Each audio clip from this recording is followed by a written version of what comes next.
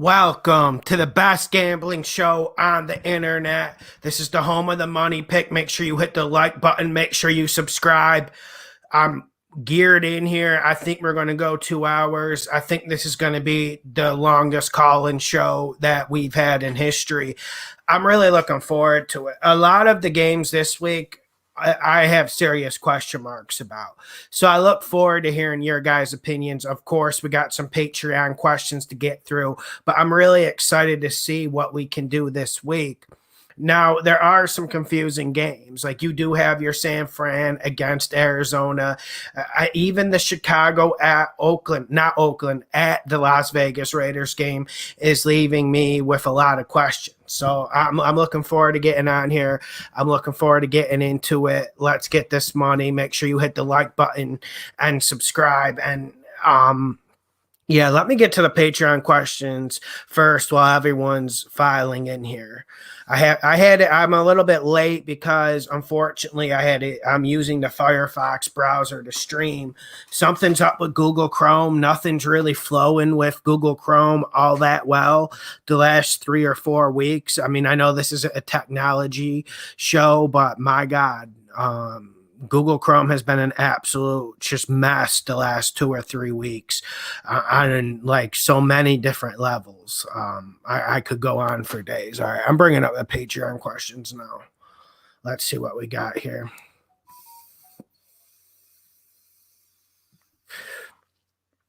Okay, looks like we've got a lot of questions. All right. Aaron Hernandez has, let's have a good weekend. And yes, okay, never mind. Okay, he was asking, is it 4 p.m. Pacific time or Eastern? 4 p.m. Eastern.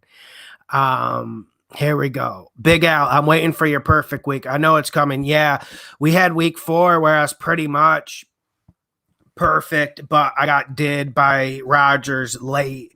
But actually, no, that was week 3. But yeah, week 3, we're close to it, but we're gonna go off. I'm feeling a little bit of heat coming. Here we go. Anthony Holly asks, which betting sites can I place your soccer bets? I use my bookie, but my bookie's not that good for the Brazilian Soccer League because I like to use the point spread when I bet soccer, and they give limited things. Like one thing I like is the +1, and the +1 equals a lot of pushes, especially if you're betting the road team. But I like this. But bet my bookie, they won't give you the +1. They'll make it +1.5. If you understand what I'm saying. So you have to either win or lose the bet. There's no push option there. And then also if you have an underdog soccer team on the road, let's say you got Venezuela at Brazil, games in Rio de Janeiro. Okay, I want the Venezuela +1 because the payout's bigger and then you can get the push, but the payout will be bigger. But then they'll get Venezuela +1.5. If it's the current time, this is a better example. Venezuela +2. I did this bet last year. We won money with it. My bookie wouldn't want to do Venezuela +2. They would do Venezuela +2.5. So you see how that would mess with your spreads. I use at sportsbetting.ag as well. I am not getting any money of these companies from these companies. One company was in contact with this show. They were trying to become a sponsor of the show, but I just didn't like just something seemed off about them. And, if they're a gambling site, they should be showing me the money for me to endorse them. And for me, the money wasn't good enough. And that's what made me suspicious because like if you have a gambling site and you want me to endorse you and you're going to give me a code and a specific link to get to your page, firstly, like you're going to have to like show me the money because that's going to make a lot of money off of people. And then secondly, I actually care about my subscribers. So, and then also some of my subscribers actually win. I know a lot of people don't win when they gamble, but a lot of my subscribers actually win or they'll break even. They don't even like people break even on those sites. They just want people to lose everything. They want people to go in there with $100 gold chain, $100,000 gold chain and go in there with like a Lamborghini and an outfit, and they want you to leave naked. They don't even like when the people break even. So yeah, so that's why I didn't do that. But I mean, we'll see if they up the money. Anything's possible. But I have to know you guys will be able to place bets and get your money out of there, because that's going to make me look bad. I mean, that's not a good look.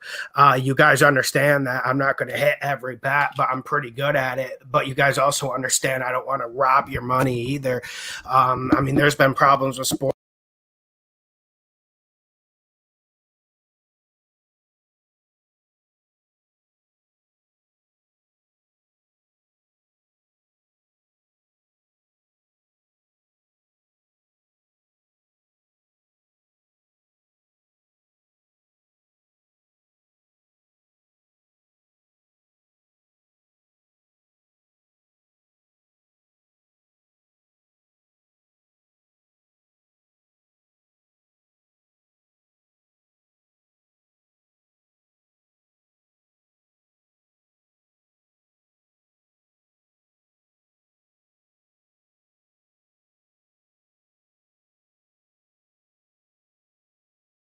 Okay, let's see. Is it working now? Is the mic on? Son of a bitch. I think maybe because I move around too much, and I think that's why. Is mic working? Is mic working? Let me know on the live chat. Jesus. So okay, we're back. All right, I'm gonna just get to the questions.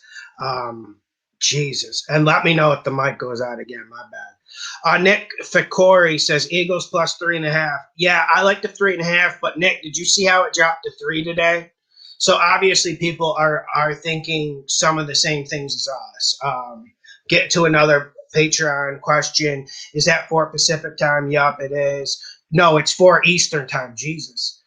B Yang minus Minnesota minus 10. I like this. Yeah, but I don't like how it got up to minus 10. Even minus 9 felt like a bit too much for me. I don't know. Like I think Minnesota will cover it. When I did the picks earlier in the week, I think I was leaning towards Detroit, but I really think Minnesota will cover that. But isn't the 10 a bit much? I don't know about the live chat, but the 10 is a bit much for me because it is Minnesota. They used to cover spreads like this back in the day, like crazy, especially against teams of the Lions' stature. But them covering a spread now of 10 points, I don't know. It's not something I would bet. PJ Mallet, hey Lawson, could you please explain to the casual bettors on why Green Bay is a trap game this week? Well, I was thinking about putting the Green Bay Packers on the money pick list, and I don't know, and that might be a late bet coming for the Patreon page. Like, listen, I don't like the Packers -3 on the road, but the money line payout also isn't that bad. And then also, I'm not sure Cincinnati's going to get things going. The only reason why I always get nervous about the Packers as a road team is because their defense isn't too, how can I say this, physical. They don't stop the run well. And if you let Cincinnati run the ball, if Joe Mixon gets going, you know that's only going to help Joe Burrow. So I didn't have it there. But yeah, and also I do feel like the Packers still have problems. I know people feel like that ship has righted. I don't know if that ship has righted. It didn't ride enough for me to put it down. I wanted to put it down, but I just wasn't able to pull the trigger. All right, let's get to Jacob Red. What do you think about this parlay? Steelers money line. Teddy's playing. I told you guys I thought Teddy would play. I told you that Monday, Tuesday. I'm going to say it now. I think he's going to play. There's a report saying he's feeling better. I don't know if he practiced today. But Steelers money line, I could see that. It's not as definitive now, but I could go with Steelers money line just because of Tomlin and Bridgewater combined. Raiders money line, yeah.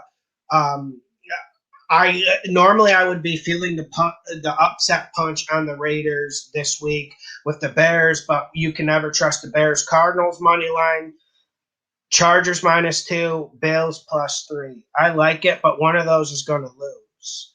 There's a reason why that parlay is going to pay out a lot. One of those is going to lose. Like I think that Cards money line is going to lose. I think the more I feel it, the more I feel like San Fran's going in there and winning. Now, I think Jimmy G might be starting, and that is working against me a little bit. But if you look at how the NFC West is shaking up now, if the 49ers lose to the Cardinals, 49ers are kind of in trouble. It's a borderline crisis. And look at where Seattle is on. Luis Mejia. Hey, Lawson, when you post your picks on Patreon, would you say your first pick listed as the one you will be pumping betting the most? Thanks. Keep up the great work. Luis, when I want you to pump one, I tell you to pump them. But I will do that more often because I did do that the first few weeks. So I'll keep doing that on Patreon, especially if I pump one a lot. Sometimes I just place even bets, like just 200 on each bet. But yeah, I'll let you know if I do pump something. I always pump money line. Although, if you do see a money line on Patreon, know to pump it. Leo Belair, what's up, Law Money? What about Titans -4.5? AJ Brown is back. Yeah, I like it.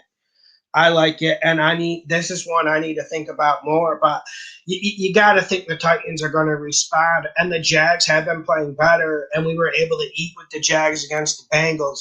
But I don't think we're going to be able to eat again with them. And then 4.5 at home for the Jags, I don't think they can cover that. Because I think the Jags they're going to lose by at least like a touchdown, and eventually the Titans are a really tough team to bet on though. Because when you're riding with the Titans, you're kind of throwing the dice. And I mean, that's why when I talked about the 49ers this week, I'm saying, like, listen, no hard feelings if you guys don't want to follow me into that 49ers Arizona Cardinals game. I completely get it.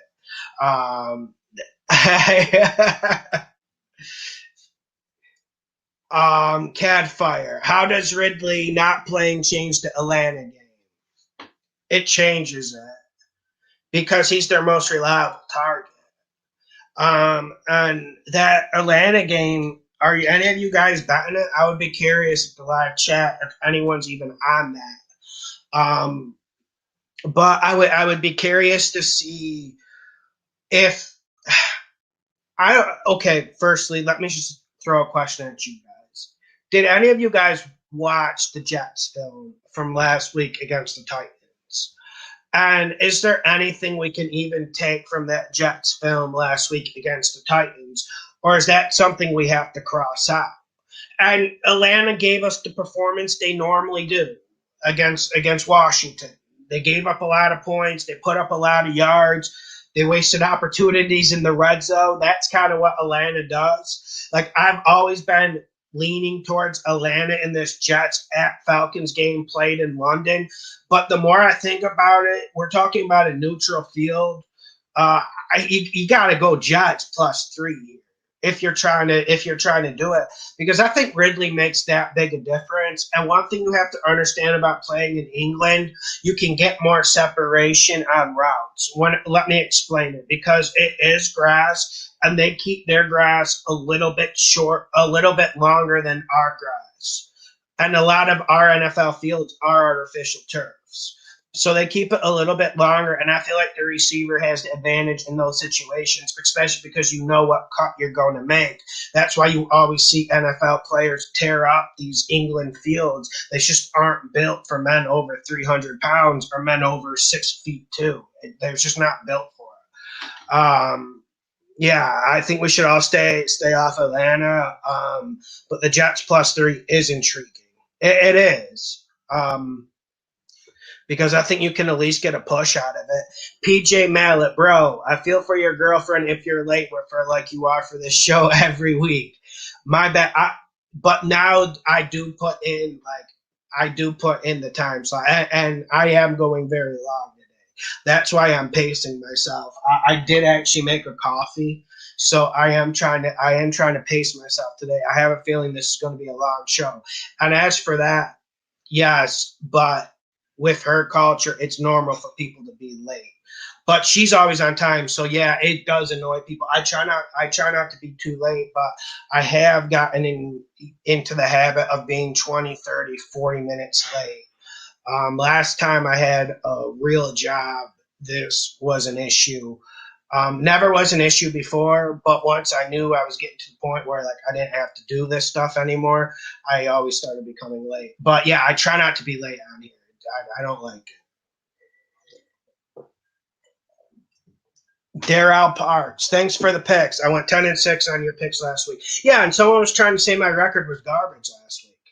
On Patreon, I didn't do good enough. But as for like the full 16 games, yeah, last week I was pretty damn good. But yeah, someone was trying to say I had like a 8-8 record, which isn't true. I don't know why people go on like that video and like lie about the record. Okay, so let's get to the YouTube questions now. I'm gonna get to them. Yeah, Mike, you want to come on in like 15, 20 minutes, 15, 10 minutes around there? Because I'm going to just work through some questions and I'll get you on. Okay, let me get to the questions. And if I missed your questions, just leave it again. What's up, my man? Authentics, what's up? Udom, what's up, Udom? I like this name. I like that thumbnail. Eduardo Torres. Because I'm looking at this Washington team and I'm looking at the Saints, and firstly, this is going to be a close game. Secondly, yes, the way the Saints lost in that second half against the Giants was really, really worrisome. But did anyone on this channel think the Saints -7 or -8 was good handicapping from the Bookers? Even on the Patreon, I posted the picks, and then on the comment section, I said, yo, I really want to go Ravens. I really want to go Giants, but I can't go here because it's hard-earned money. Let's be real. I wanted to do it, but I didn't do it, and I even posted it for you down below. And that's just how fine the margins are with this. But I do like the Saints. I think it's easy to get off of them with what happened against the Giants, and you know what? I get it. And the Saints really aren't getting good quarterback play. But when I look at this Washington Saints game, I think it comes down to coaching, and I think it comes down to who makes bigger plays. And I see more dynamism on the Saints team. I see more dynamism on their defense, but also I see more dynamism on their offense. At least Jameis, he'll play action and he'll try to throw it deep. Every time Taysom Hill throws it deep, he throws it like a line drive and it's picked off. He had one of the worst deep throws I've ever seen against the Giants last week. But I think Taysom Hill and famous Jameis, I think they produce more than Heineke. And we heard a lot about Washington going into this year. We heard they were going to get a run game. They were going to get their run game going. This run game was going to be better than it was last year, and it just really hasn't materialized. And we know Gibson's still a little bit banged up. And if I'm trying to run the ball, the Saints defense isn't one of the defenses I want to see. Like, I want to see like the Packers. I want to see the Jags if I want to run it. I'm not necessarily trying to pound it on the Saints. So I think this game is going to be, think like early 90s, like late 80s football. Like, I was even tested to put the over-under on Patreon this week for it. But that's not really my milieu, not my style. Hit on the over-under easy last night on the Rams and Seahawks. I know some of you guys did do that. I didn't. I should have done it. But it is what it is. Montana's awesome, man. And if you own a house out there, Mike, you're gonna be rich, dude. I saw that the housing values are up like 110%. I'm not even joking. I read that. They even put that in a Brazilian newspaper. They were so astounded as why the houses were rising at such a value. I could explain to them, but they don't want my opinion. Okay, Mike's still in, thank God. He should be good, but he's injured, and that offense has more problems. Him and Fitzpatrick would have been fine. And then Fitzpatrick loves throwing to running backs out of the backfield as well. So you would have got that extra 3 or 4 points a week that Heineke's not going to provide. Okay, I'm getting to the questions.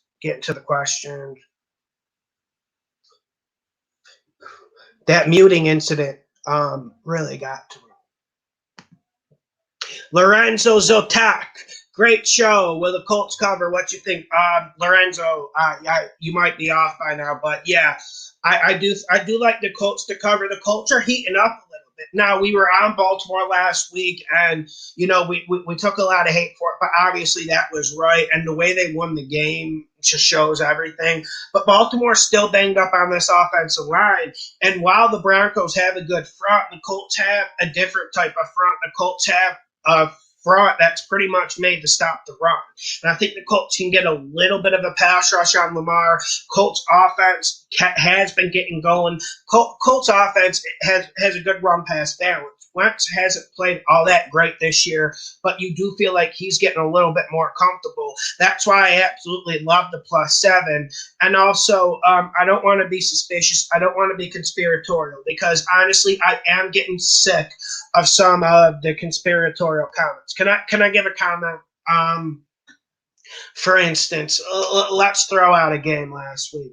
Tennessee, whatever they were, -7. I've been getting comments like this. Lawson, 88% of the people are sending in tickets for the Titans or for the Jets. So I'm going to bet the Titans. Things like that stuff. Like, I get what you're saying, and the NFL, it's more that those stats more show me the NFL is full of surprises, and you better do your homework week in and week out, and you better not get lazy. It doesn't show me Vegas is calling into the game to fix it. Now, I know there are some weird refereeing calls, and Sunday night against the Patriots, listen, that was some weird stuff. You get the freezing rain in, and then you get that as an excuse. So listen, I get what some of you are saying about that. But yeah, and then with the Colts Ravens, I'm looking forward to it. I think it's going to be one of the better games this week. And when I'm seeing Colts Ravens, correct me if I'm wrong, guys. I'm not even picking against the Ravens, but I just think it's going to take a lot of effort. And I think once that fourth quarter starts, I think we're going to be in a one possession game. And then you're going to be in business to cover. I think that's an easy cover, actually. But nothing's easy in this game. That Washington, remember that Bills Washington on Patreon? Listen, I started sweating because whenever I put on moneyline picks, I always know, okay, dude, you can't lose. I just can't lose. There's too many viewers' money at stake. There's my money at stake. You just can't lose when you put down a money line. So that week I doubled up with Tampa with the spread, Tampa on the money line. And then I went Bills against Washington and then Bills money line. Bills were cruising, looking good. I think they were up 14-0. And then Washington, I think they're up 21-0, something crazy like that. And then Washington scores a touchdown off a sloppy Bills play. And then Washington does a pooch onside kick. They get it, score a touchdown real quick. In 2 minutes, Washington put up 14 points, and I was sweating bullets. But that's the game. Nothing's easy, man. Dig Dog 22. Vikings playing for their season. How do they lose this game? I don't think they lose it, Dig. But I am very concerned about some of the things I'm seeing out of my Minnesota Vikings. And I don't think they're capable of covering this spread. Listen, back in the day when below average, poor, or average teams would come into the Viking Stadium, for probably about the last 6-7 years, Vikings cover. Even if the Vikings get a -8 or a -7, you always pick them to cover because they win games 7. They were winning games 24-7, 17-3. This was the Bridgewater era, some of the Cousins era. You know how Minnesota can cover those big spreads, but the defense isn't what it was. And I still think 10 is too much. When I first saw it, 8.5, 9, I was a little bit intrigued. But Dig, isn't that -10 just a bit too much for you? I mean, especially we know the Lions, they know how to put up garbage points. The Lions are getting a little bit figured out. The Bears absolutely brutalized them last week. But point still stands. The Minuteman, what's your thoughts on Jamie Collins signing for the Patriots? I want to like it, but I don't because it's just too many old guys on that team. And they need some young energy. They need some people who can run. And they don't have enough players on the team who can run. I mean, we know their secondary is fast, But outside of their secondary, linebacker group is one of the slowest in the league. Defensive line is one of the least athletic in the league. At least they had a Judon. You saw how that actually helped. You look at their offense, receiving core is slow. Running backs are slow. Tight end group is slow. There's no a supreme athlete on the team. I think Jamie Collins helps a little bit, but I think it's more concerning on the Patriots' recruitment of players. Their draft, recruitment, and free agency always leaves a lot to be desired. No, I don't do that, Rick. I try to just watch NFL and my Brazilian soccer. But especially early in the NFL season, I have to watch every single NFL game because the teams are so new. Yeah, because listen, I feel like you guys who make money off betting hockey and basketball, I really respect you guys because it's very hard. And baseball, I don't know how people do it. All right, Mike, I'm going to get you on, man. And if you have questions, just wait until Mike's off. I'm going to get to him. We should be getting 2 guests on tonight. I'm gonna get them on and be patient with me. And the easiest way for me to see your chat, because there's a lot of people in the chat, is to just send a super chat. You can send one for 50 cents. Okay, let me send this email to Mike because people are asking about the Carolina game, so I think it's about time to cue him in. Because I got a lot of questions about this game, and I don't want to admit to you, but honestly, I'm kind of. I've been back and forth on this game all week. I know you guys know the feeling.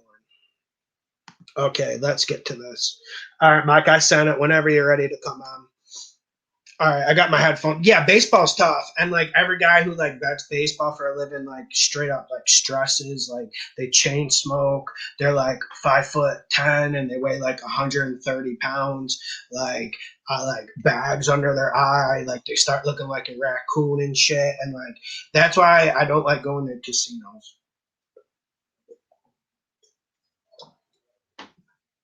Yeah, Mike, no rush, bro. No rush, bro.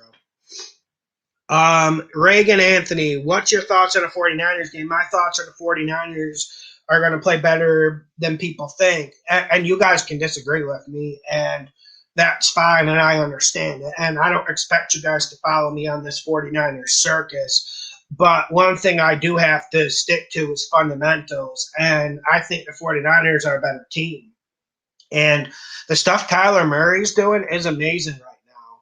And the way the receiving core of Arizona is gelling with him is amazing. But also, I am worried about Kyler Murray taking hits. And there will be a time someone's going to get paws on him.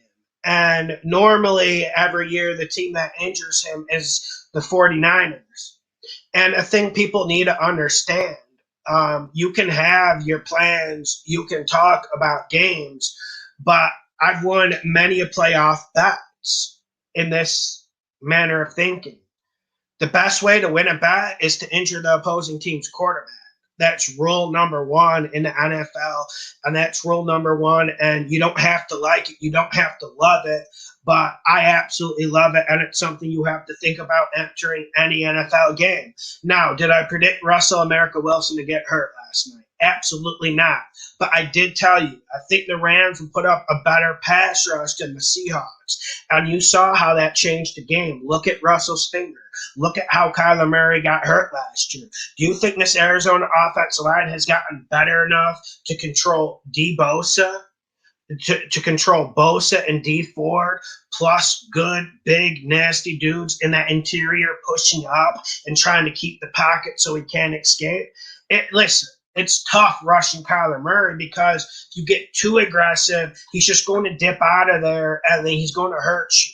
So I think you're going to see a lot of bull rushing out of Bosa. You're going to see this 49ers pass rush start a little bit slow in the game. But once the second half comes, once they know that they're clogging the lanes for Kyle Murray to flee, that's when Bosa takes over. That's when he takes over. I don't know, Mike. I don't know, bro. I don't know. say what you will about the Rams. I was high on them. I thought that game was a borderline money pick last night, but hey, Rams weren't looking too good. Rams were not looking too good. And Stafford, like I got to eat a little bit crow on Stafford. He didn't look good last night. That's not a good Seahawks defense. It just isn't. And the way he was airmailing throws, spending too much time in the pocket, some of it was pretty ugly. And this is a Seattle defense that you should be able to move the rock down the field against if you have Cooper Kupp and Robert Woods and a pretty good protection. But yeah, I just didn't like the way the Rams look. But yeah, what's up, Rory? What's up, C-Spill? Yeah, go Lions. How's everything? Like, I'm just happy Dan Campbell's there because he's actually a football guy. He's actually a guy who paid his dues. I just never liked that whole Matt Patricia situation there. And I'm not trying to come on here and say I was a genius, but I always knew that Matt Patricia coming to the Lions wasn't going to work. Jonathan Chavez, early season Super Bowl matchup. I got the Bucs and I got Bills right now. Now, this Bills-Chiefs game is gonna tell us a lot because it's pretty much a 50-50 game. I know it's Bills +3 because they're going to Arrowhead, but I think Vegas, they probably think what? What do you guys think? Maybe the Chiefs are 1.5 points, 2 points better than the Bills if you had to be very critical, if your life was on the line. But yeah, I agree with the spread, but also I think Buffalo will do some things, and we got to watch how this Buffalo Bills defense is. I think they're stingy enough to be good.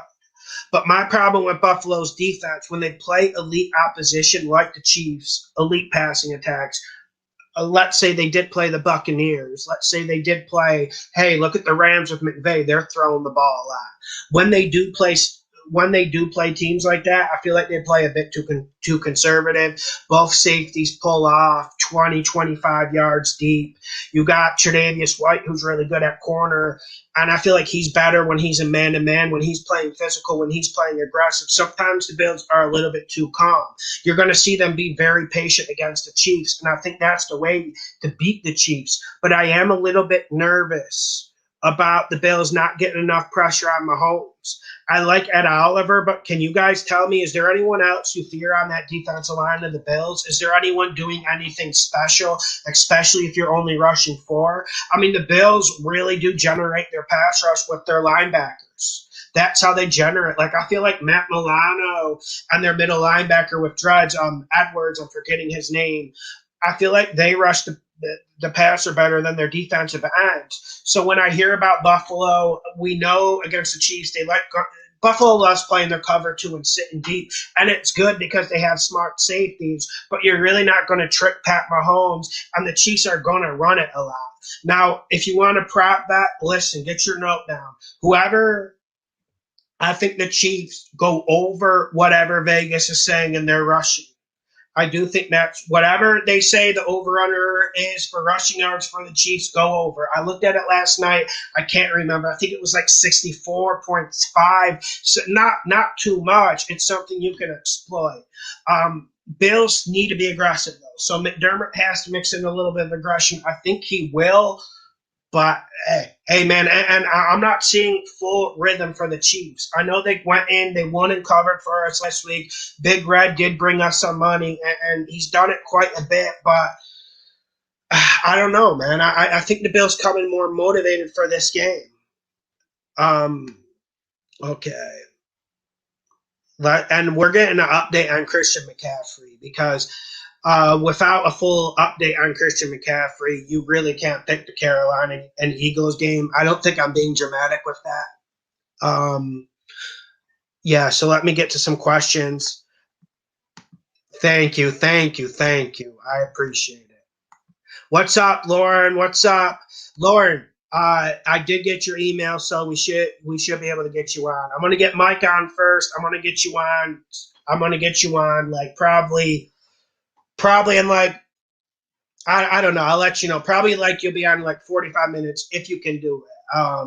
I know people got busy lives. Yeah, Chris, I've been trying to crack this nut all week, Chris, about this Eagles Carolina game. And sometimes when you get to a situation like this, where you're starting to analyze like offensive tackles versus defensive ends and analyze who's going to punt the ball better, that's when you probably should stay the fuck away. When you start looking at who the punter is, like I actually started looking at advanced special team stats for this game last night, and then I'm like, bro, just don't put it on Patreon. Your read's not good enough. And yeah, that's what I came to. I want to say the Eagles show up, and like I said, we're going to talk plenty about Carolina. So Shannon Spicer, what's up, Shannon? What's up, Lawson? Putting 100 on the 16 payout, 4,500. I like it, but are you really feeling a perfect week this week? Normally when I hit the perfect weeks, when I go crazy, last year there was like week 12 and week 13 where like I think on the Patreon bets I was like 10-1. Yeah, and then there was week 5 last year. Week 5 was big last year, but I mean, Shannon, if you're feeling good about it, but that's good. And 100, I don't like wasting money on parlays, but if you're feeling good about that, 100's not the biggest loss in the world, but also, yeah. Monica Canamis, thoughts on Trey Lance getting his first start this week versus Arizona while Jimmy is injured? Monica, it's weighing heavily in my analysis. And it's different. It's for different reasons than people think. I'm tired of Jimmy G. I'm tired of the averageness. I'm tired of him being timid. I'm tired of him just looking at only one option. I'm tired of him not even being able to throw a screen pass. I'm tired of him not being able to take care of the ball. He has turnovers, yet he plays in one of the most conservative offenses in the league, and everyone tries to hype him up, and I'm just tired of it. Ryan Fitzpatrick's better than Jimmy G, and that guy didn't even have the courage to come on the show. I've said it last week, and I'm right about it. The stats even prove it, but I don't care about the stats. Jimmy G puts up good stats, but it's so goddamn easy when you only have to make one read like a rookie quarterback. Now we're getting a rookie quarterback. We're getting someone who has legs. We're getting someone who can run the read option. We're getting an extra body in the run game, and we're getting a result. I think this is the upset of the week. And I know no one wants to hear it because Arizona's humming right now and Arizona's playing really good ball right now. But Trey Lance will make the 49ers offense better. They're not getting enough in the pass game. Losing Jimmy G means fuck all. They're not getting enough in the pass game. And they play in a little box like this. They play in an elevator. Well, at least Trey Lance can throw the ball deep. And yes, we're probably going to see a really raw version of Trey Lance. I understand that. We're going to see Josh Allen's rookie season with the Bills. But you want to know what? The Bills weren't an elite team in all other areas when Josh Allen came in as a rookie. They were terrible. 49ers are a different situation, and they have a great offensive coach. Trey Lance comes in here, and Trey Lance makes the difference. The sooner the 49ers move on from Jimmy G, the better. Listen, I agree with the strategy starting Jimmy G at the beginning of the season. I get it. It's good enough to beat Philadelphia on the road. I get it. But we're 5 weeks in the season. The kid's probably up to speed. I see no reason not to unleash them. And I do have a problem with people overrating Jimmy G. I am kind of tired of it. And I wasn't even going to yell at this guy when he come on the show. I just wanted to hear, why is Jimmy G better than Ryan Fitzpatrick? Ryan Fitzpatrick got a huge contract, too, with the Buffalo Bills. Ryan Fitzpatrick finished the year as the number 4 rated quarterback with the New York Jets. With the New York Jets.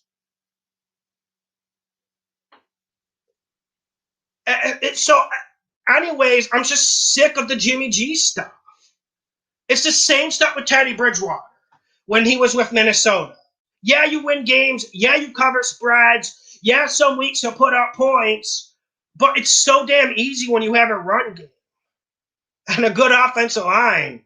And you could just do a play action or you can do a boot pass, and you got two easy options. You can either throw short or deep, and both guys are streaking wide open because everyone's expecting to run. You can make this game easy. And Shanahan's going to make this easy for Trey Lance. Yeah. But this isn't a beauty contest. This isn't a beauty contest. And then also he's not the only good looking quarterback in this league. Chris, I'm staying away from the Bengals Green Bay one. I'm leaning more towards the Green Bay -3, but I'm putting on it either way. Yeah, man, I see it because we're looking at a 49ers team that's just in pure desperation mode at running back. So you need someone who can carry the ball at this point, and I think Trey Lance can do it. And one thing you could disagree with my analysis because I could understand someone coming out here and saying, okay, but bro, Jimmy G gives them the better chance to win. If he can play through this cap, your +5's better. Like, listen, I can live with that. But this 49ers offense is playing in such a small box. It reminds me of the box Minnesota played in when they had Teddy Bridgewater and Adrian Peterson. Like, seriously, everyone would just be at the line of scrimmage. One thing Trey Lance brings is a deep ball. We saw that in preseason. You can't write home too much about preseason, but at least we saw that. And that's what the 49ers need. And you have people like Deebo Samuel and Ayuk who are athletes. You can use them. So I'm looking forward to it. My bad. I went way too long about Jimmy G. But that was one thing that got under my paw this week. It's one of the things that gets under my craw more than I think people just do it to troll me now. I didn't see any comments this week. But I think people's just like leaving Teddy Bridgewater's against the spread record just to make me mad. I don't even think they're doing it to try to prove a point at this point in time. I think they should do it because they know I'll explode. Like one time I was eating in a restaurant in Brazil, and I was like, this was last year, so I was like drinking a cappuccino, and I saw someone post Teddy Bridgewater's record, and I literally spit out the cappuccino with anger because sometimes it just hits me at the right time. It just hits me at the right time. Yeah, Riz, I'm not liking the Vikings -10. I already went on kind of a big rant. Why? Like, listen, could they cover the 10? Yeah. Would they have covered this 10 3 years ago? Yeah. But the Vikings play too sloppy to do that. But I think the Vikings offense, I think you should bet the over for whatever the over-under point total is for the Vikings. I do think they get going.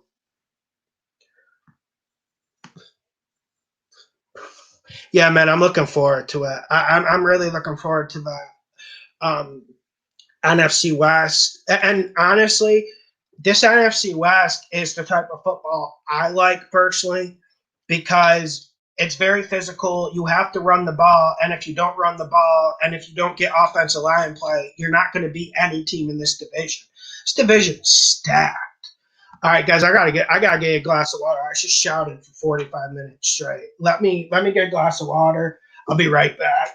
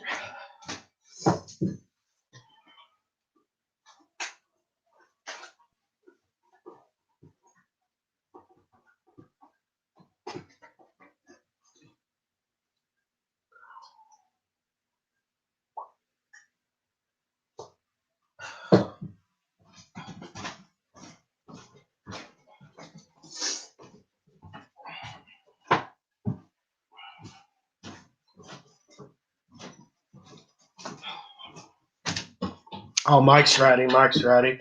All right, let me get my headphones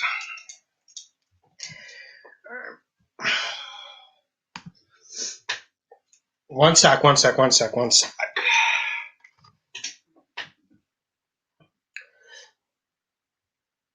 What's going on, Mike? I can't hear you. One sec. Maybe it's my headphones. Let me see. Can you guys hear Mike? Let's see.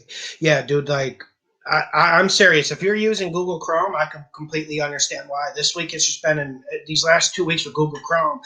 That's one reason why I was late for a video 1 week. It was just blocking my computer. Yeah, it's just haven't heard you yet. Let's see. Let me see. Cannot unmute your guest. Oh, it says your mic's not connected. So yeah, so I'll just get to some questions. I'll let you do it. When I hear you, we'll just go for it. Is that a teddy bear in the background? Yeah, dude, I try to use lucky props. Last year, unfortunately, our lucky prop broke. I had like kind of a figurine. It is actually, I bought a new one of those. It's in the new studio where I'm back. I will be in a new studio, I think 2 to 3 weeks. She's waiting to finalize some things. It's obviously not here. So I was working on the new studio during July and August. It's actually really sick. So I think it'll be good. Lauren Kaiser, y'all might think I'm crazy, but I'm on Indy covering the spread. Yeah, because, Lauren, here's the problem. People are really reactive in the NFL. And yes, sometimes you have to be reactive in the NFL, especially when you're betting the NFL. No week is the same. And that's one thing you have to remember. Remember last week, people were really reactive on Denver. They were telling us all week that, Lawson, you're off on this Denver game. Denver might even – people are saying Denver might run them out. And then we saw what the Ravens did last week. A lot of people were questioning the Ravens because of that Detroit game, and that's fair play, and I understand it. But teams will have bad games. Like the 49ers will have a bad game. Does it mean I think they suck? No. And also, like, the Cardinals look really bad against the Jags. But does that mean the Cardinals are fugazi? No. It's just you're going to have bad games, and that's just how this league is. Okay, I think he's right. Okay, are we good now? All right, sweet. Yeah, my computer's a retard, so I apologize for that. Oh, dude. Phone. Yeah, man. I get it. And it's probably not really your computer. It's just, I don't know if anyone else has been having problems with Google Chrome, but these last 2 weeks, I'm having a stream on Firefox. So yeah. Did you see Instagram shut down the other day? Yeah, it was really crazy. I had no idea what was going on. I thought they kicked me out for some reason. Yeah, me too, because I was in Facebook jail. Yeah. and then also it created a lot of problems because if you're in like a foreign country, and people use WhatsApp to communicate. So you really don't even have connection with anyone if you're in like a different country. Like if you're in Brazil, you couldn't even like send a message to anyone you know. Yeah, so but yeah, that was pretty crazy. Dude, so let's get to the games, man. There's a lot of things I want to ask your opinion about. But we've been getting a lot of questions, obviously, about the Carolina Eagles game. Do you got a read? And did you see anything about Christian McCaffrey today? Yeah, so first on Christian McCaffrey. So he's practiced the last 2 days, and he says he feels great, which is what everybody says. But they put him on the injury report as doubtful. So, I mean, I think they should just keep him out to be safe. But if he plays, I think they cover either way. Well, either way, I think we win and cover. Number one, like, if you look at the matchups for this game, they're completely beneficial to us. Like, the Eagles throw a lot of short passes. Well, guess what? We're gonna press everybody, play man to man, and make Hurts throw in tight windows to guys who aren't gonna be able to get a lot of run after catch. So that's not gonna work. If you try to throw it deep, their offensive line is completely shattered right now. They're not gonna be able to block us. They're not gonna be able to throw it deep on us. I just don't see what they're gonna do. And if you look at their defense, they haven't been blitzing a lot at all, and that's been the proven way that you can get to Darnold if you just blitz the heck out of them. They haven't been doing that either, so I don't see the formula for them to beat us. Like, it's just every trajectory that's been occurring up to this point has been saying the Panthers are going to win this. Makes sense. Here's my issue. Carolina looked pretty good against Dallas. And let me lay out my opinion about what I saw, and then you can correct me. So I did watch that game. I think I watched it Tuesday night, and I was watching the game, and first thing you see the final score, and you see the Cowboys put up 38. Correct? It was 36. Okay, we got some garbage time in. So you saw the Cowboys put up 36, and then after watching the game, I'm like, okay, this defense actually played good. And I point to the first two drives of the second half when Darnold completely folded like a lawn chair. They set the blitz. You guys picked up the blitzes too. These blitzes were picked up, in my opinion. And especially one, I thought you guys picked up the blitz really good. You guys had something going down the field. He's got to sling it, and he held it. And I understand he wants to play safe, but your defense isn't elite yet. Like for me, I think you have two elite players on your defense. You're gonna laugh when I say this: Shaq Thompson, and I think Derek Brown's elite. So you guys so that's what I see. But the defense isn't elite to win a game like that alone. So Darnold doing the Bridgewater stuff, holding it, is all well and good. But I'm just saying that game was there to win, and it should have been won, in my opinion, because your defense looked good, looked fast. Dak made some really good plays, especially when you guys got pressure on him. So credit to Dak, but you guys should have won that game. I disagree about Darnold, at least. So first off, the first drive of the second half, they actually missed a field goal. Like they were in range to hit a field goal and they missed it. And I believe I read somewhere, and I don't mean to get statistical with you, but they got pressure on Darnold over like 65% of the time. Like it was a ridiculous rate. Now I don't know how they're judging that. And don't get me wrong, Darnold did have some bad plays, but everyone seems to just be jumping on him for those 2 interceptions and some of the misses he had downfield. But no one seems to be talking about how this offensive line got absolutely body slammed by Dallas's blitzes. I didn't like the second half from him. I didn't like the second half. The second half wasn't good enough. I'm not even talking about the picks. I'm talking about taking the sacks. The sacks just killed the Panthers. And then your defense was pretty much on the field. It felt like the whole second half. That's why the Cowboys won, because your defense was competing with a top 5 offense in the league. And if we're being honest, like I don't mean to get off tangent here, but the refs really killed us in the first half. Like that score at halftime should have been like 17-7. I was losing it. I hate Jerome Bugger. That dude always. I hate first down. I have first down. Yeah, dude, I have a case. Like I can point out to you like 3 or 4 Panthers games in the last like 4 years where Jerome Bugger just killed us. Like undebatably just murdered our chance at having a shot to win. I'll lay it out, because what you're talking about is the 2 fumbles during the first quarter, I think. Yeah, the second one was one of the most blatant calls I've seen in quite some time. Yeah. It was a dude. You can't take away a turnover on that, and especially then the rest. Midfield. Yeah, there was 3 really bad calls. There's a really bad pass interference that kept Dak on the field. Really bad pass interference. I know no one's going to agree with me on that, but whatever. And then I saw the refs on Carolina's 2-point conversion. I saw them give you guys a little bit of a – no, it was on Dallas's, right? And they gave a makeup call. It went in your favor, but that was the only thing you guys got all day. Yeah. And I don't know if you saw, like, I don't mean to whine about holding. Like, but the amount of holding that Dallas got away with, like, I know holding, you can say holding happens on every play, but when I see players like waving their arms out, when I see people getting like tackled to the ground, when I got players coming to the fucking sideline because their jerseys are getting ripped off, I think I got a case for holding there. And they were calling on us nonstop for some reason, but Dallas was getting off the hook with it every time. Well, yeah, especially because Carolina, you guys have because you guys use a different scheme.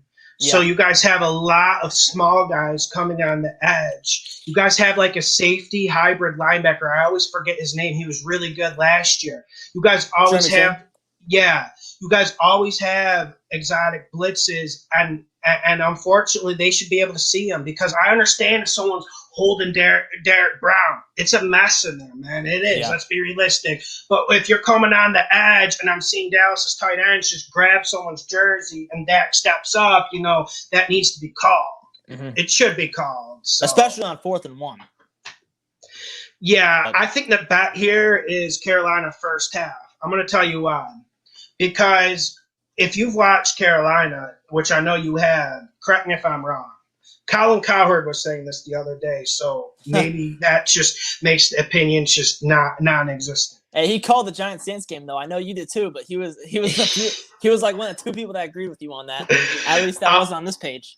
Yeah. But so pretty much here's what I'm seeing from Carolina. Dude, Brady is a sick offensive coordinator. Yeah. Your first half plays, especially I love these shotgun formations he uses where he'll bunch 2 tight ends on one side to create protection because he knows he has a weak offensive line. You guys use motion really well, especially on third down. You make it easy for Darnold to move chains. I love that he's been doing. Go on. After McCaffrey got hurt, you probably saw this, but he started putting DJ Moore in as the scat back. Like he just lined him up in the backfield and had him go run Christian McCaffrey's routes. That's genius. Like, and no one else does stuff like that. DJ Moore, outside of Antonio Brown, is one of the best route runners in the league right now. You could probably throw Thielen in the category. I'm sure there's other dudes you might want to throw in, like Mike Thomas, if he ever plays. But like DJ Moore, ball. Yeah, and seriously, man. Yeah, and I know Diggs has those 2 picks, but if you look other than that, like he was killing them. Like Moore was having his way with Trevon Diggs. Yeah, his brother. And Stephon Diggs is a nasty route runner. Stephon Diggs or Antonio Brown, but still Moore's like getting in that category. All right, let me get your vibe on some of the other games. Let me bring up. Is there any game you have a really good read on? I'll just start with that. I think the Titans have a good shot to blow out the Jags. Like I know it's hard to bet on Mike Vrabel, but that 4-point spread is just too little to not attack, right? Yeah, and I didn't want to talk. I didn't want to talk too much about that game because I think I'm going to put that on Patreon late. There are some things on the injury report I'm watching, especially on the Titans interior. But one thing about the Jags, dude, I don't think they've gotten better enough in the interior, and I think that's why that's a money pick. Why it's turned into a money bet pick. And someone did say A.J. Brown was out, but I need to confirm. A.J. Brown is in, but I need to confirm that for myself. I heard he's been practicing all week and now he'll probably play. I get it.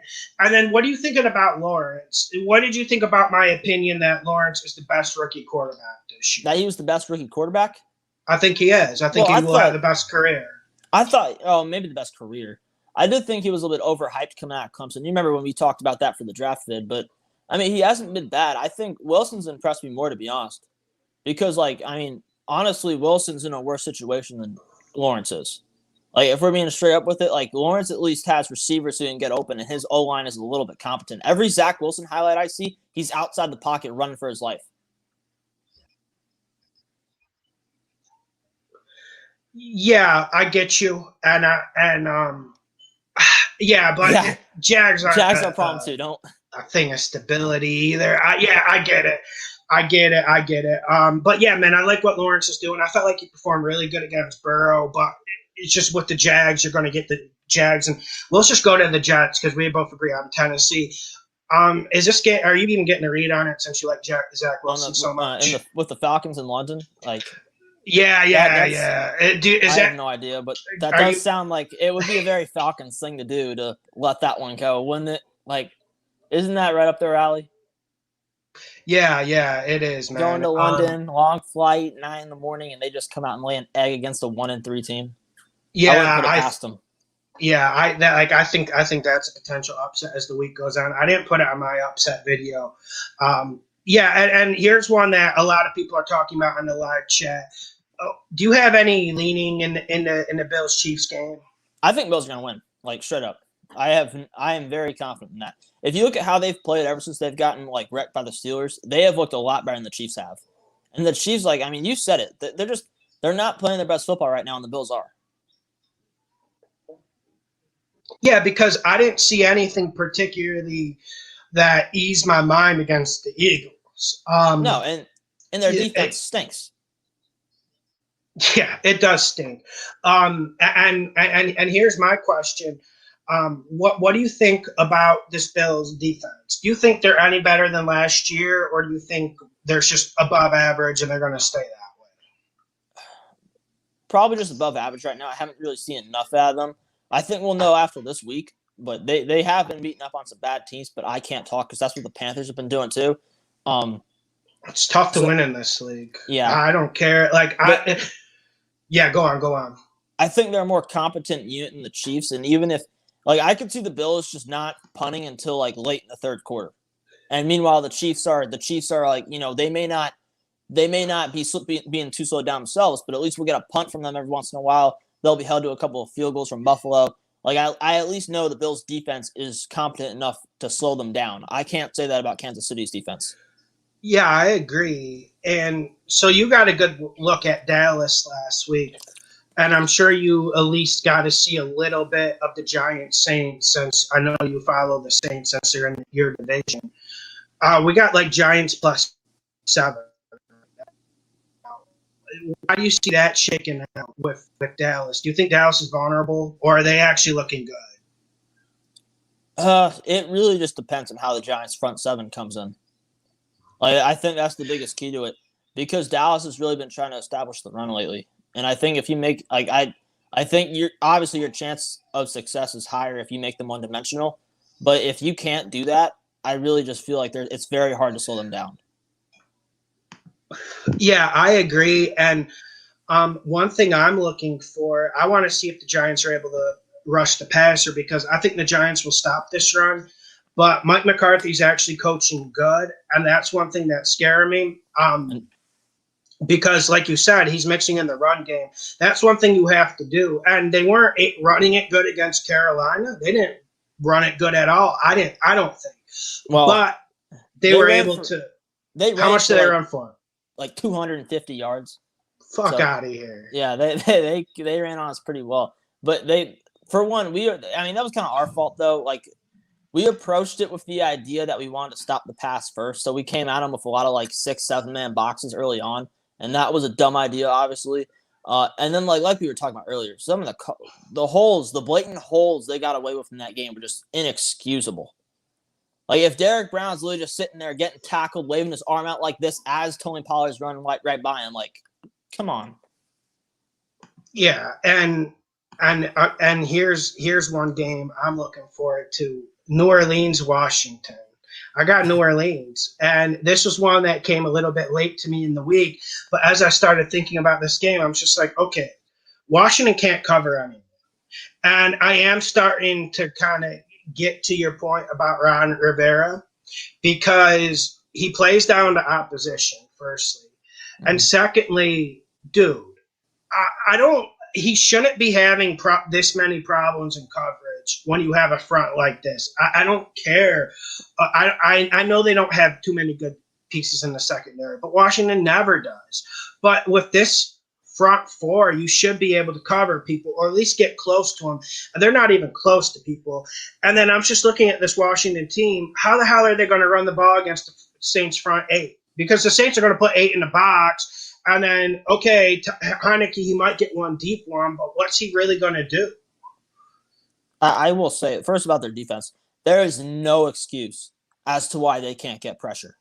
That is one of the most atrocious things currently happening in the NFL right now, that front seven is not getting home to people. There's no reason the Falcons should put up 30 on you with that offensive line. And Riverboat Ron cost me last year, especially the first 4 or 5 weeks. It's like his team wasn't even ready when he was going into the season. That's a problem. I've been telling you for years, man. He's not it. Like, but why does the team start so slow? That's what I don't understand. Then he starts stealing games late. Yeah, that's the last hope at this point. But I will say this about Ron though, and this is why I put up with him. He hates the Saints. Like, I don't know what it is if you've watched a lot of like Panthers Saints games with Ron Rivera, but he brings his club to Saints games. He was more aggressive against them than any other team. It didn't matter situation. It'd be like 4th and goal. We're at the 4-yard line. No field goals this time. We're going for it. Like, it was that kind of mentality every time he played them, and I loved it. So that's the only hope if you're a Washington fan. I do actually think Taylor Heineke's a decent quarterback. I think he's being like I know you're personally I can see him being the next Gardner Minshew, but he's been fine so far. Like, I haven't seen enough. Fine. Yeah. I get it. Enough to like hate him. Yeah, I hate him. Because listen, his hype started last year because of that playoff game. Yes. And And when even during training camp, Washington fans were starting to hype up Heineke and say he deserves a chance over Fitzpatrick. And I'm just like, dude, the skill differential's too big at this point. Yeah, that I don't agree with. But if you look at their games, like, I mean, the 2 games they've won have been like they've put over 30. And Heineke deserves a lot of credit for that. Like, I know the Giants have had their problems, but he played fantastic that game. Yeah, fantastic. I didn't think he lost them the game against the Giants. He threw that interception late. Yeah, and then didn't he come back and lead like a touchdown drive right after? Yeah, I think Washington actually ended up winning that game, but he pretty much threw it away. I didn't think he was good, but yeah, he redeemed himself. But yeah, I don't, and like with this Jameis Winston, Taysom Hill thing. I don't know if you saw Taysom Hill's deep pass last week, but he throws deep passes. He just throws like a line drive as a deep pass. I've never seen anything quite like it. I remember last year he underthrew one so bad that Emmanuel Sanders had to like stop, turn around, and was waiting for the ball like he was catching a punt. He literally stopped there and was like waiting for the ball, and it would have been an easy touchdown had any good other quarterback been in. But nope, Taysom Hill cannot throw it deep at all. I actually think Jameis, other than the game where he played us and just completely was terrible, like he's actually been pretty decent for them. Like I thought he was fine against the Giants, and he really should have gotten more opportunities to throw it more. But Sean Payton was just so committed to making sure Taysom Hill got his touches and that Kamara was going to run the ball. Yeah, and that was just a tough matchup for the Saints, and I think you phrased it good because you were excited about the win, but you also kept it in perspective, and you told us it was more of like an outlier because the Saints just couldn't stay on the field. And those things are going to happen in this league. I really like them against Washington, but like you said, the -2 might be a problem because you want a little bit more fluff for Washington. You want to get that down to a pick 'em. I mean, in a perfect world, I wish people were still really low on the Saints. Like if they came off that loss to Carolina, I think I could actually get Saints +2, +3, but only was able to take advantage of that 1 week with the Patriots. Are there any other games you got an eye on? No, I think we hit them all. Let me look at the slate real quick. I got it on my computer because my computer can't play Skype. So, yeah, there's some decent games. Like we haven't talked about Miami, Tampa Bay today. I just want people to stay away from that -10 on Tampa Bay because I honestly think if you put a gun in my head and you wanted me to bet that game, I think the betting option would be Miami +10. As crazy as that sounds. Yeah, it is in Miami, and that also adds a factor where teams, Brady in particular, has just not been good there. Like I don't know what it is. I've been in Miami. I know it's hot, but like, come on, guys. You know, there's just a little heat. Let's play some good football. Well, yeah, and especially earlier in the season because teams don't have condition. Yeah. And then you see it happen late in the year. And then New England at Houston. Okay, here's one I wanted. This is actually one I wanted to talk to you about. So, listen, Houston +9.5 is very appealing to me. But I got to tell you, if Davis Mills starts, there's no way you can bet this. And I just wanted to make sure I get that out in the atmosphere. Yes, I do have Houston +16.5 on the teaser, and I think that's responsible. But I really wanted to put Houston 9.5. But is Davis Mills so bad that the Texans are just unbettable at this point? Yeah, he looks to be. Like I can see. I don't think the Patriots offense is going to do much, but they could easily get a pick or two from Davis Mills that just kills the spread. Like that's the fear here. Davis Mills was so bad against the Bills. Yeah, he was terrible. Yeah, and you talk about holding the ball too long. Like this guy, he was holding the ball he was at his own 3-yard line. I counted. He held the ball in the pocket 6 seconds, and then of course he ends up getting docked and then floats one up for a pick. Beautiful. But yes, so there are concerns. But yeah, I guess I just wanted to run that by you. I'm not sold on the Patriots getting going on offense. And I think the Mac Jones performance on Sunday was great, but I do think people are buying a little bit too much into that fluff. So I think the New England fluff is still on this year, and it's going to continue. And we're lucky Mac Jones performed well against Tampa Bay, but lay off New England. Don't touch this game this week. I just wanted to put that out there. Yeah, I'm with you because it's going to come down to stat padding and like how bad is Davis Mills, and you don't really know what that's going to look like. I have two questions for you. One, did you see the Panthers trade for Stephon Gilmore? Say that again? The Panthers traded for Stephon Gilmore. I did not see that. What did Yeah, they they give got up? him a sixth. Like the Patriots were gonna cut him, and then like it came out that they announced they were gonna release him, and there was like a bidding war that was about to happen for all the teams who wanted to get him, and the Panthers just came up and were like, "Hey, we'll give you a sixth if you just give him to us now, and not before you all release him." And It they makes accepted it. sense. Yeah, and then we got Stephon Gilmore in a few weeks. So That's gonna help. yeah, That's gonna help. Yeah, because we were missing something after we lost J.C. Horn. And I wasn't sure if you were aware of that, so I wanted to let you in on that because that's going to be a big difference. I feel like. Yeah, and J.C. Horn, I really like him because he's fast and he's nasty. So that's why I like him. Okay, let me get to the super chat. 1 sec. All right, Mike. Yeah, Mike. Let me just answer this, and I'll get you off because my internet's shit. Okay, hey Lawson. The two biggest upsets that I've seen from several different people are the Eagles and Bengals. I've seen it in a couple places. Your thoughts? Well, I get the Eagles one, but like I said, I'm worried about the Eagles' offensive game plan. Because obviously, if you look at that Dallas game, they've had serious problems on offense, and even with the game plan, and they can't run the ball. So that's what I'm worried about with them versus Carolina. As for the Bengals, I think the Bengals can win, but I'm not counting on it because I think if Green Bay comes in with even a B- game, they'll win. But let me tell you, if the Bengals are able to get the run game going, then they can beat anyone. And we know Green Bay is always at risk to be pounded. But the Bengals offensive line, you know how it is. It's just. Can you still hear me? My Wi-Fi is being weird. Yeah, I can hear you, and it's also my Wi-Fi as well. So yeah.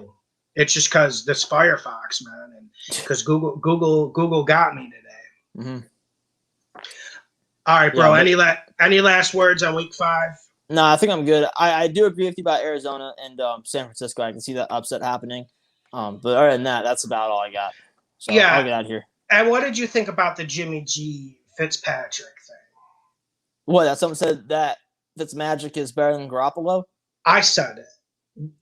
Oh yeah, no, I agree with it. Like, it's what you want. Like, if you want a guy who's not going to turn the ball over, who if you're playing for a better team and all you need him to do is just complete a few checkdowns and basically Teddy Bridgewater it, then yeah, you take Jimmy G. But if you're an underdog, if you're walking into Kansas City and you need a guy who's going to go in a duel with Patrick Mahomes, then yeah, give me Fitzpatrick.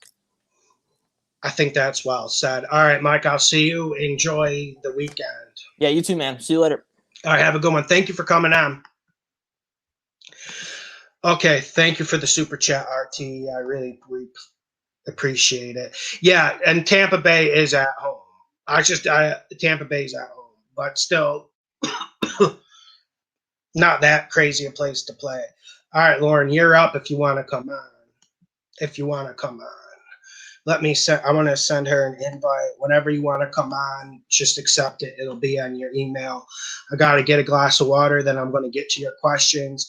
I think I'm going to push strong today. I think I'm going to go 2 hours.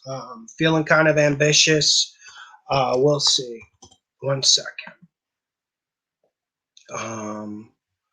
Okay, let's get to Lauren Kaiser. Here we go. Let me see. Yeah, so how's everyone doing? Everyone ready for the weekend? Everyone feeling good today? I mean, the weather was a surprise nice. I mean, I don't mean to talk about the weather and bore you guys to death. But yeah, last week it was like 40 degrees here. Now it's like 80 degrees here. So it's feeling good. Let me get to this. Here we go. I'm going to just get some water. I'll be right back, guys.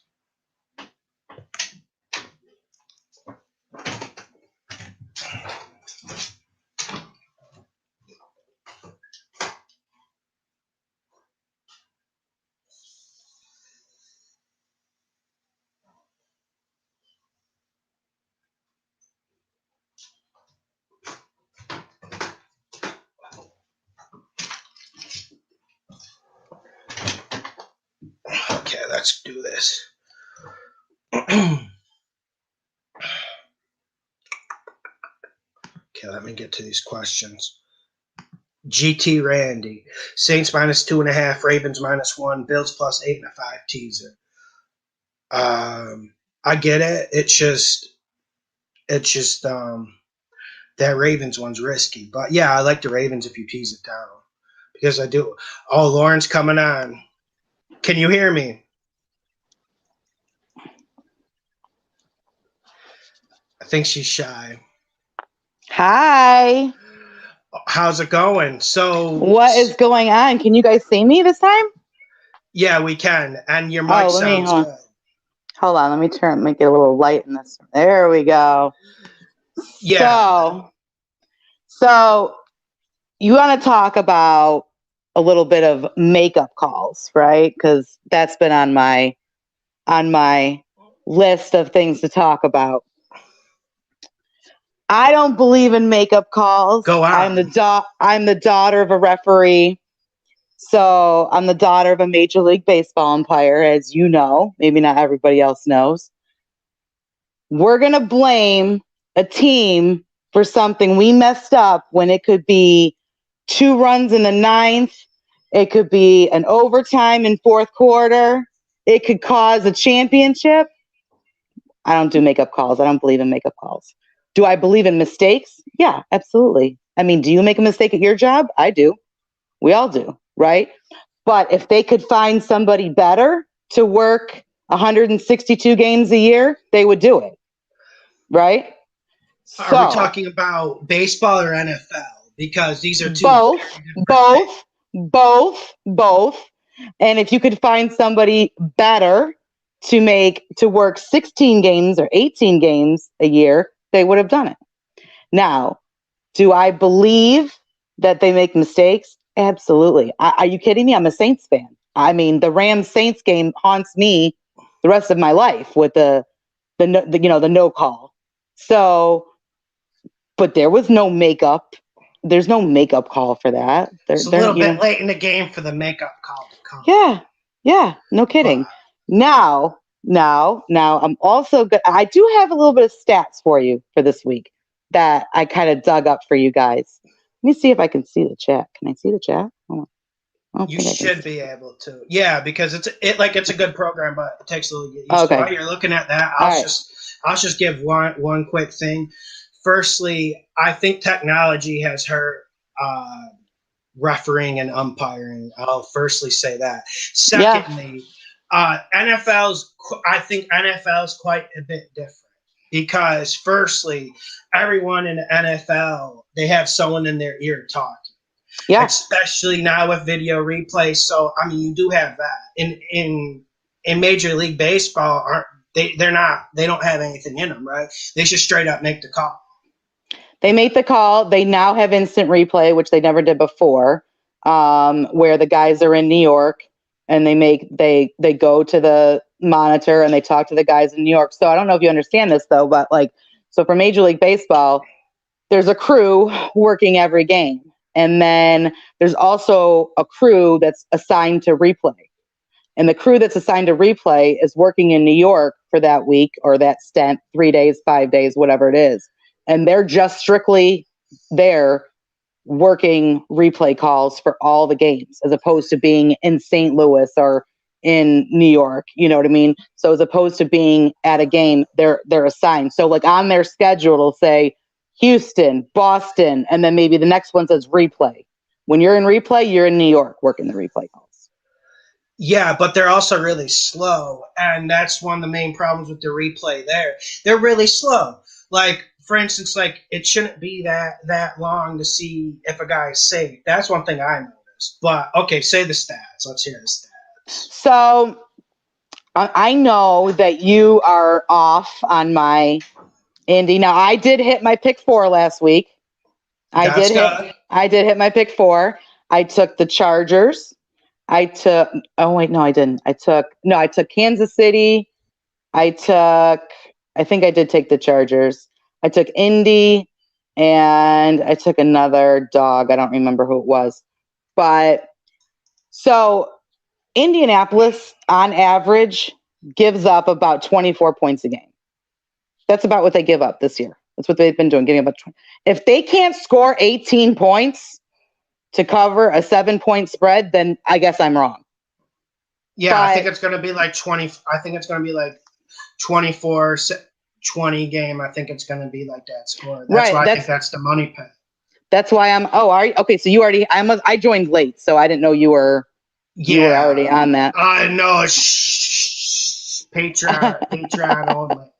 Yeah, I joined late, so I didn't know you were on. Yeah, well, I put him early. I got him in early today for first time in a while. So, okay, I haven't read him yet. So, another thing with the Eagles. Now, there's things that scare me with the Eagles, and there's things that entice me about the Eagles.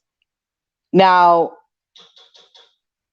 do you know the Eagles lead in yards per rush attempt? Do you know that? Yeah, but that's also... now, right now, and Carolina's 23rd in rush per yards. Now, I'm not too fond of the Eagles running backs, right now, because I've got Miles Sanders on my team, and it's gone to shit. Well, but Miles Sanders, here's my problem with that. Okay, I'll break down that stat. Here's my problem with that. Miles Sanders actually isn't that bad. Like, I remember he had one of the better games I've seen out of a running back against Buffalo last year when they were able to almost pull off an upset there. He's nasty. But, I'll give you a stat. Against the Cowboys, I think they ran it 4 times the whole game. Come on. That's because they were playing from behind. So I get it. They were playing from behind, and they can't stop anybody. No. They can't stop anybody. So they're not, you know what I mean? They've got to come up with these, Hightower or Gainwood or Gainway or whoever they were using for this, for that touchdown that he got. Whatever the hell his name was. No one knows who he is. That helps nobody in fantasy. I looked at that touchdown and said, well, that helps nobody. But, and then 1-5 against the spread as underdogs, Philly. Okay. Now that scares me, right? Because I'm on the Philly side just to cover. However, Carolina's 4-9-1 against the spread at home. And they're also 0-5 hosting a team with a losing record. You want me to break those apart? I know you're not really a stat guy, but I'm just telling you, sometimes they don't necessarily. Now, I hate the game, to be honest with you. I hate the game. I hate everything about the line. I don't, I know Mike was on here. He's always got good insight about Carolina. You know what I'm saying? So he would know more than me when it comes to, and I knew the whole Stephon Gilmore thing. Obviously, he's not playing this week, but he's going to be a beast, when it comes to, when it comes down to it. So in my opinion, there's too much on both sides to counteract each other for me to even like the game. Yeah. And that's why but can I ask a question for you? You seem like someone who likes to gamble every game. No, I don't. You don't? Okay. No. Okay. Hell no. I just dig up stuff to try to help me figure out what 4 games I'm taking. Yeah, that makes sense because, but yeah, and I agree with that, and I want to see what the Saints do this week. Not trying to caveat. So yeah, we can talk about the Saints. The Saints, in my opinion, as a 7-point favorite to the Giants was absolute crap because of the way Saquon Barkley has been. Basically, Barkley's first few games were preseason for him, and I love Saquon Barkley. And the Giants can actually stop the run. And that's what the Saints do. I wanted to put that one on Patreon so bad last week. And I should have just did it. It's just because Sean Payton, I didn't even want to touch it because I don't. He's burned me so many times. Often, the only one in this league who burned. Often, because he honestly is a genius. For the most part, in my opinion, you look at him and Belichick and, and there's a couple, Shanahan and, there's those three are kind of in like a league of their own, there's no way they should have lost that game. With Drew, they wouldn't have lost that game, but you know what? Drew's gone. It is what it is. Taysom Hill was probably the best runner in that game when it came down to goal line because he scored 2 touchdowns. Yeah. So, our kicker, which we released him this week, thanking God, because we wouldn't have even been in overtime if it weren't for our damn kicker. Well, and he's like this big buff guy, and that's why I wanted to say, sorry to cut you off, just wanted to say this. No. When I was watching that game, first half, Saints dominated. Saints should have been out time. 14, 20. Like, come on now. I agree. I agree. But now you put the Saints on the road as, what are they, a 1.5 point favorite or something right now? So when you put the Saints up against any rookie quarterback or backup quarterback, that defense will eat them alive. And that's exactly what they did to Mac Jones. And you called it, and I called it, and they're going to do the same thing to Taylor. Now, I'm not a Taylor Heineke hater. I'm not, because, I like the whole Heineken, like, you know what I mean? So, and I think what he did last year coming in was a good thing. He played a great game against Tampa, but, we can't live in the past. Drew's gone. You know what I mean? Fitz is gone. Like, you know what I'm saying? So he did in the moment. And that's kind of where I'm going with, I'm on your play for San Fran, because when you have a rookie or a backup in, the rest of your team plays better. And you know what I'm saying? There's that factor of them kind of giving that extra because they know they don't have, I don't know if Jimmy G's playing. I mean, I don't think he is, but he can't for some reason stay on the field any year. And I put in the chat, if I was Jimmy G, I would just stare in the mirror all day. but and plus, at least with Jimmy G and Lance, you're getting like 2 different guys completely. Absolutely. All right, I gotta just take this super chat, then I have another question for you. Hey, Lawson, did your opinion change on the Jets Falcons over under? Let me see what it is. Because Ridley's out, so I assume you want to know what my question about. I don't think it really changes anything, because I was going to go under because the turf. Because I didn't know they were even playing into London late in the week. My bad on that. Yeah, but I'm going under just because of the turf. Even though Atlanta can't stop anyone, I don't think Jets are coming out and slanging that ball around the field. So I'm going under. So I guess my opinion did change. I agree. I don't like any London games ever to go over because it's always raining. Number one, there it's like Seattle, and in my opinion, those London games, is there really a home team? Yeah, no, there's no home team. They suck. Yeah, there's not. They're not. They're nothing. I'll get up and watch them, especially if I have a player invested. But to be honest with you, the only player I had invested in any fantasy was Ridley, and I have Pitts, but that's about it. So I really have 0 shares of anything in that game this week. Yeah, I'm gonna watch it. I'm gonna try to get up. And then Philadelphia, Carolina over under 45.5. I actually like that to go under because I'm worried about the Eagles, the Eagles offense. And then also I'm worried about Darnold too, because like I said, they're going to start good. And I like to take Carolina in the first half. I don't like betting halves, but I would take them in the first half. So that's where I'm at. I agree. I think that's going to be a dogfight, that game. I think 3.5 is exactly where it needs to be, because, or 3 or whatever it is, could be a put. If you got it at 3, it might be a push. That is going to be an absolute dogfight. And let's just talk about Browns Chargers, since you were on the Chargers last week. I love the Chargers. I love me some Justin Herbert. And I remember on Instagram we were talking about, me and you even loved the Chargers against the Chiefs to cover. So we at least hit on that. I took them. Yeah. I'm not really on them this week, though. I know it's sad. Oh. I know. And it's going to be a big surprise. I'm not really on the game. I hope the Chargers beat them, because I do love Justin Herbert. But I will tell you, let's see. I did have a little bit of research on that game too. Cleveland 6-1 against the spread against the Chargers, 4-0 against the spread on the road against a team with a winning record. 5-15 the Chargers against the spread at home with a winning record.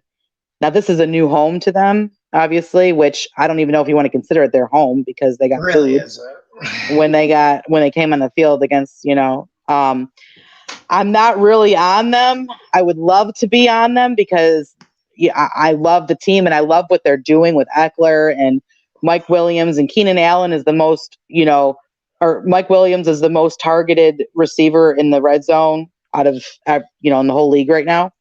And I love what they're doing. And Herbert to me is just amazing. I think that kid is something very special, and Miami's kicking themselves in the ass for passing on him. Well, I'll give my pick for the game. So my bad for missing your super chat. For this game, I think Chargers are going to win. I hope so. And I think this is just a bit too much for the Browns. Like, I think they're walking in here weak because if you told me like which team I like better, I think the Browns are a better team. But okay, let's think about this. Like, Browns are walking in. We know they can run the ball really well. Chargers defense has looked pretty good, and you saw how they played against the Chiefs. Yeah. Taking any team to cover versus the Chiefs, you got to trust the defense. I think the Chargers throw it better, and then also Baker's injured. We are hearing today he's got a tear in the shoulder. And then against the Vikings, the Browns didn't look good on offense. And Vikings defense, you can run it up on them. They are hot garbage. Vikings defense is hot trash. So, just like the whole NFC East is hot trash last year, right? They are. They are. Mm-hmm. Yeah. So I'm looking at the Minnesota game. Yes, Minnesota did get like a 4th and goal stop on the Browns, and Browns did put up yards, but they didn't look good last week. I think the Chargers defense is a little bit better. Herbert's better than Cousins, and like you said, Mike Williams is balling out. I've been waiting for him to finally start playing good since he came out. So I agree. And I think that they are I know like what you're saying. I hope the Chargers. Like I would be ecstatic if they win because I'm a Saints fan, but Drew came from the Chargers. I started as what I mean. So Chargers and Saints are my teams, but I really hope so. And then kind of going into this, I don't know if you really were going into this Bills game again, but has anybody really talked about the fact that this is their revenge game from when Kansas City knocked them out last year? Like, the last time they played each other, they ended Buffalo's season. I'm from upstate New York. So that Bills Mafia, they travel. They're everywhere, And plus, you can't get a job here. So it's also that. Yeah. But no, you're right. They're everywhere, and I don't want to say it's a sucker bet by taking the Bills, like, because people are like, oh, they're better and they're great and they're getting the points, and people call it really square and it's a sucker. But I think they're a better team. Well, yeah, and that's why I think it's worth, like you said, like, okay, sucker bet or whatnot. Okay, call it what you want. It's you know what I mean. We're all going to be watching it, and it's the Sunday night game. So I'm not saying like throw lots at it. I think it's worth at least a nibble. It's Sunday night. So. Yeah, absolutely. And honestly, the Bills are 5-2 against the Chiefs and the spread. They're also 9-1 against the spread after scoring 30 points or more in a game before. I'm just saying. I know you don't like my stats, but they are. So, and the Chargers are 0-4 against the spread after scoring 30 points or more. So, what it tells you to lean on the Bills, right? Yeah. Wow. Russell Wilson missed 6 to 8 weeks. I just saw that. That finger didn't look good last night. So. No. It looked, and actually, that's the same. I hate what is that Rams defensive. Aaron Donald. It's the same shit he did to Drew a couple years ago. He effed up his hand, his finger, kept him out. Same thing, 6 to 8 weeks. The same bullshit thing that he did, that piece of garbage he is. Can't Now- swear too much. I Oh, can't sorry. lose my monetization. Sorry. I apologize. Yeah, Piece of garbage. We'll say piece of garbage that he is. But he's not my favorite person. Let's just, and I felt bad, for Russ after that, because Russ doesn't miss games. Russ doesn't miss Not really, games. no, right. 10 That's seasons, and Gino came in there, probably hasn't played a game in 25 years or whatever. I mean, people like he could possibly be 200 years old by now, and you could be Russell Wilson's backup and still get paid because you don't have to do anything. Just my point. I'm also on the Cincinnati side. I think I know I'm against you there. I think Green Bay's they've got holes in their defense, man. They've got two linebackers are banged up, and their linebackers suck anyways. Their two cornerbacks are banged up. Since he's had 3 extra days, they played on Thursday. No, it helps. That's true. That's really true. That's things that you need to look at. I mean, just because I'm on the side doesn't mean I'm going to take it, but I'm more, when Pittsburgh was, what were they? 13-0 last year, and came and danced all over Cincinnati's. Juju did his little, moonwalk or whatever the hell he was doing on the Cincinnati Bengals. They had no Joe Burrow. I don't even know who the hell was quarterbacking at the time. I forgot his damn name. And they beat the shit out of, and they ruined their undefeated season. So I don't care how good you are. And really, how good is Green Bay this year? Not good. They're really above average. You know what I mean? Like, how good are they? Like, the first week we saw them, granted, it was against the Saints, right? What the hell was that? Who was that? Right? So I know it's week 1, but, and then they play Detroit, and they beat up on Detroit. Not even that bad. Detroit was in that game. Almost Detroit was in the whole time. Almost the whole time. And the two things about Philly and Cincy is they're in every game till the end. They don't give up. Those two teams are in every game. Whether it's garbage touchdowns or garbage time this or garbage that, or they're close and they come back, they're in every game. Both Philly against, the Chiefs, they still put up 8 points. I mean, so what do you think Buffalo's going to do? You know what I mean? And they're in it to the end. The same thing with Dallas. They didn't, they were in it. I know they lost by 20 points, but Philly, the thing with these young coaches, they got something to prove. These young coaches, especially in Philly, this is his first year, they've all got something to prove. So they're in every game. So that's why, I'm kind of leaning on the Cincy side with the points at home. I love home dogs, especially when they're primetime home dogs. You know what I mean? But, I wasn't on Seattle last night. I mean, I didn't know he was going to get hurt, but I wasn't on it. I think it might have been a lot closer if he was in it for the whole thing. But I'm not saying I like the game either way, but I'm more on the Cincy side. I got you. Lauren, thank you for coming on. I appreciate it. Thank you, guys. I had fun. I appreciate it. So at least if I want to get you on next week, it's going to be easy with the email. I think that's all we needed to do was a test run, because quite frankly, I think you might have been missing my dots or something, or my underscores. I don't know. My email's a little complicated. So got you. All right. Have a good one. Thank you for coming on. Thank you. Have a good night. Okay, let's get to some questions. Zamora, send your parlay again. I think I have to. Okay, there we go. Okay, let's get to some questions. I think I'm going to go to the 2-hour point. So I'm going to go 20 more minutes, and as long as I get some questions, I'm going to go.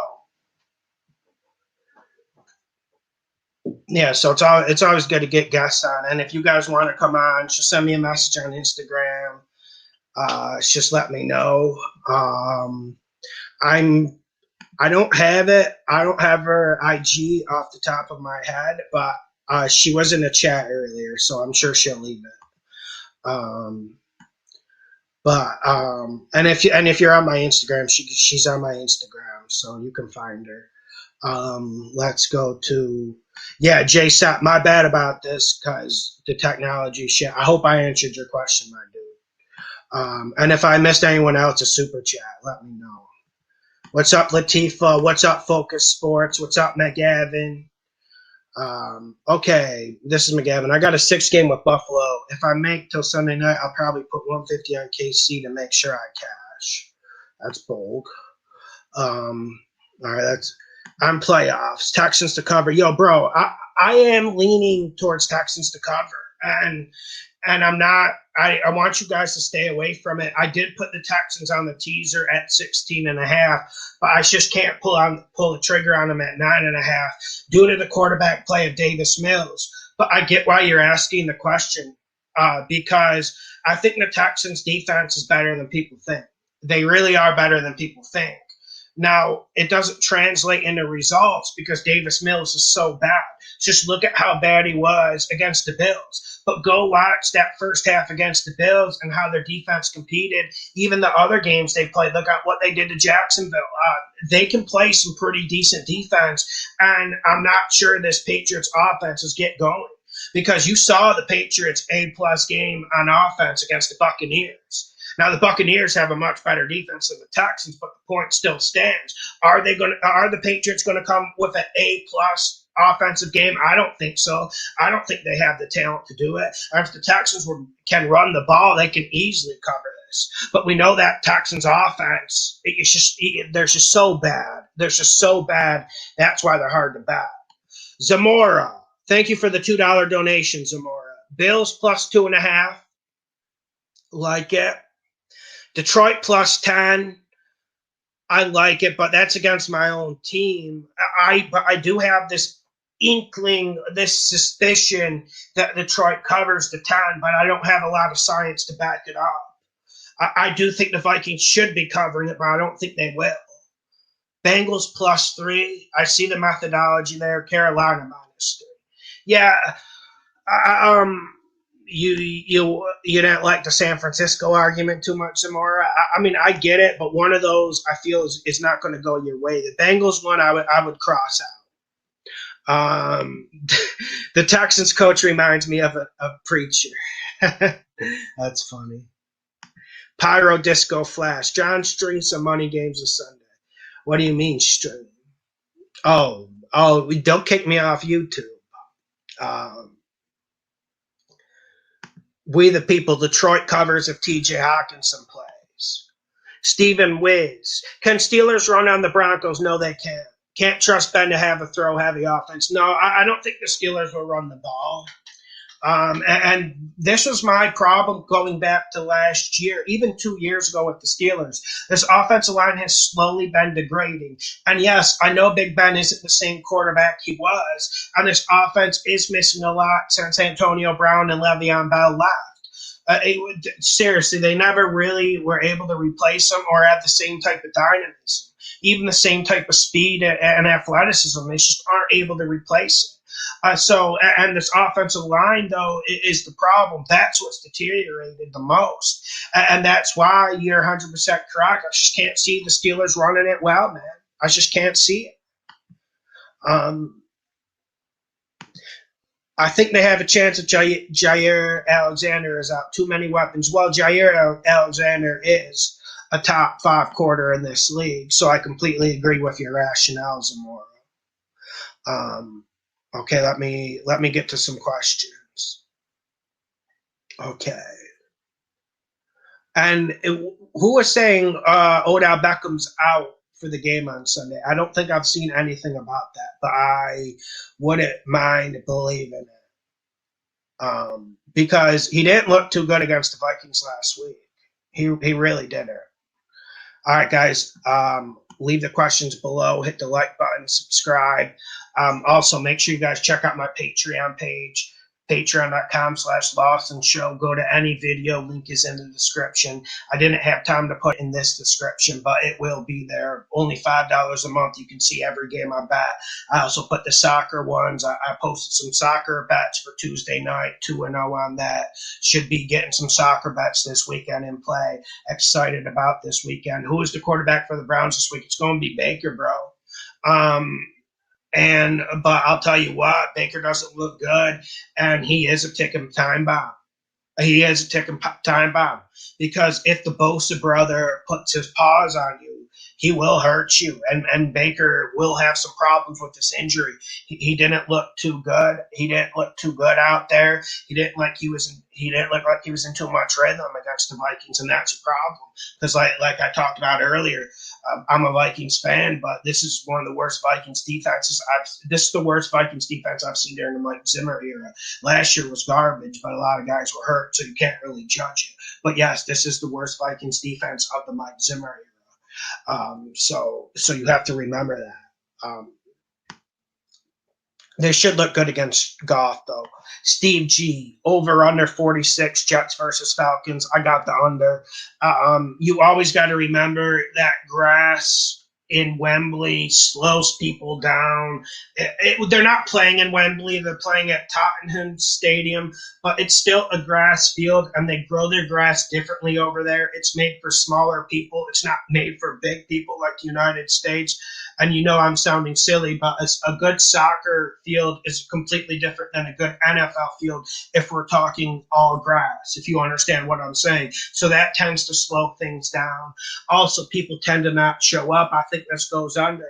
Now the Falcons can put up points, and the Falcons defense, they give up points. But I don't see this turning into a shootout. For it to go over, when I look at this game, I see like a 24-20 score, 24-21. So, yes, you are going to get close to that 46, but I don't think it goes over, especially with Ridley out. And I appreciate whoever the subscriber was. I got some of the best subscribers in the game. Whoever posted that tidbit of information, I tip my hat to you. I really appreciate it.